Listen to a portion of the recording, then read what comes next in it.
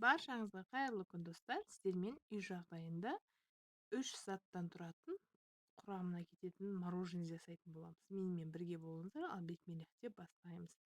Бірінші осындай қатырылған құлпынайымызды, бананымызды алып алатын боламыз. Бірінші құлпынайларымызды тазалап алатын боламыз. Осылайынан барлығын ыдысқа салып, дайындап алатын боламыз. Біздің құлпынайларымыз дайын. Енді бананымыз да қатты тұр, құлпынайымыз да өте қатты. Енді осы құлпынайларымызды мынандай азғантай сгущенка қосамыз да, қатып тұрған себепті еруі бізде қиындау болады. Сол үшін азғантай сгущенка қосып жіберсеңіздер, тез езілетін болады. Сгущенное молоко қосып жіберсеңіздер, осылайынан барлығын езіп алатын боламыз бірінші. Оның үстінен бананымызды салып, бананымызды жақсылап отырып езетін боламыз. Бізге сливки де еш нәрсе керек емес, только осы 3 затыңыз болса болды үйде. Осыдан өте әдемі дәмді мороженое жасап аласыздар. Бананымызды салып, оны да жақсылап езетін боламыз блендермен.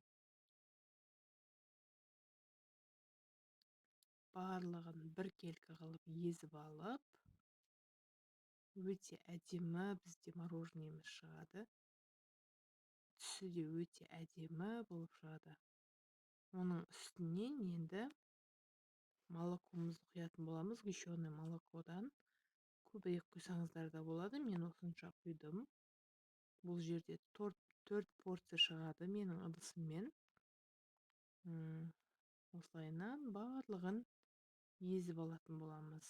Мінекей біздің мороженеміз дайын болып қалды.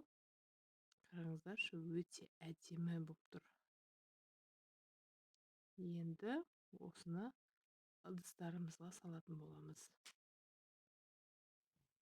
Осындай ыдыстарға салатын боламыз. Мен мына жерде негізі 3 порция шыққан. Мен осы жерде 4 порция шыққан. Мен 3 ыдысқа 3 адамға салып жатырмын. Осылайынан барлығын салып, өте әдемі қылып, өз еріктеріңізде әсемдеу. Осылайынан салып шығамыз да тұтына беретін боламыз. Балдарыңыз өте қуанатын болады. Керемет.